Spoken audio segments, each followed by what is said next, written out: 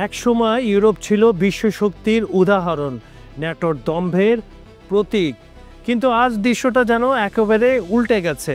রাশিয়ার president Vladimir Putin যেন একাই বদলে দিচ্ছেন ইউরোপের ক্ষমতার ভারসাম্য।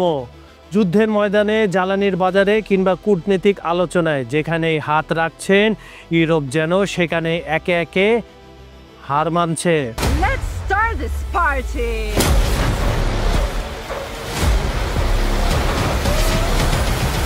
একদিকে ইউক্রেন যুদ্ধের ধোঁয়া এখনো মিলায়নি, অন্যদিকে ইউরোপ কাঁপুনি থামছে না ভ্লাদিমির পুতিনের শক্তি প্রদর্শনে। পুতিন যেন এক অপ্রতিরোধ্য ছায়া, যার সামনে ইউরোপের ঐক্য, অর্থনীতি আর প্রতিরক্ষা সবই আজ পরীক্ষার মুখে।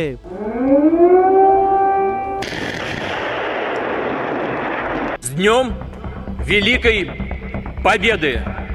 Ура!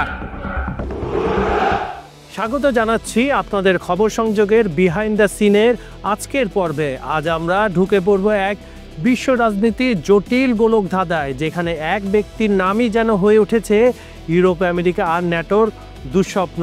হ্যাঁ, আমরা বলছি ভ্লাদিমির পুতিনের কথা। একজন নেতা যিনি পশ্চিমা চাপ, নিষেধাজ্ঞা আর কূটনীতিক বিচ্ছিন্নতা সব কিছুকে যেন পরিণত করেছে নিজের শক্তির অস্ত্রে। আজ আমরা খুঁজে বের করব কেন পুতিনকে বলা হচ্ছে অপ্রতিরোধ্য, ইউক্রেন যুদ্ধের পরও কিভাবে তিনি ধরে রেখেছেন নিজের প্রভাব, আর ইউরোপের ভিত কাঁপছে কোন বাস্তবতায়।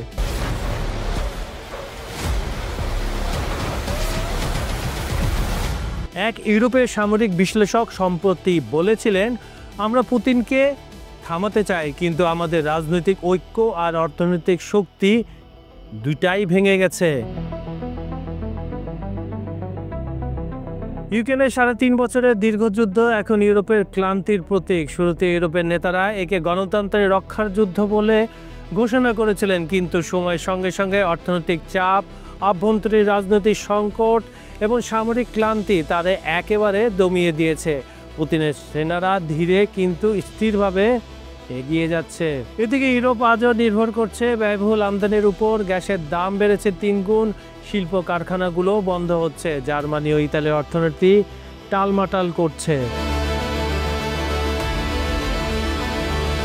২০২২ সালে নিষেধাজ্ঞার ঝড়। ইউরোপ ভেবেছিল রাশিয়ার অর্থনীতিকে ধসিয়ে দেবে, কিন্তু ফল হলো উল্টো। মস্কো নতুন রুট খুলেছে চীন, ভারত, তুরস্ক হয়ে মধ্যপ্রাচ্য পর্যন্ত। রুশ জ্বালানি খাত কিন্তু আগের চেয়ে আরও মজবুত। মুদ্রা লেনদেন এখন ইউয়ান, রুবল আর রুপিতে। পশ্চিমা নিষেধাজ্ঞা যেন পুতিনের কৌশলকে আরও ধারালো করেছে। পুতিন এখন শুধু একজন প্রেসিডেন্ট নন, তিনি পশ্চিমা শৃঙ্খলার বিরুদ্ধে এক নতুন বিকল্প ধারণার প্রতীক। যেখানে ইউরোপ দ্বিধায় পড়েছে, পুতিন সেখানে সিদ্ধান্তে দৃঢ়। তিনি একদিকে চীনের প্রেসিডেন্ট শি জিনপিংয়ের সঙ্গে নতুন এশিয়ান সিকিউরিটি অ্যালায়েন্স গড়ার পথে, অন্যদিকে আফ্রিকা, লাতিন আমেরিকা ও মধ্যপ্রাচ্যের দেশগুলোতেও রাশিয়ার প্রভাব দিন দিন বেড়েই চলেছে। ইউরোপীয় ইউনিয়নের ভেতরে আজ শীতল যুদ্ধের ছায়া। একদিকে পোল্যান্ড, বাল্টিক রাষ্ট্রগুলো রাশিয়ার ভয় ভীত, অন্যদিকে দক্ষিণ ইউরোপের দেশগুলো শান্তির আহ্বান জানাচ্ছে।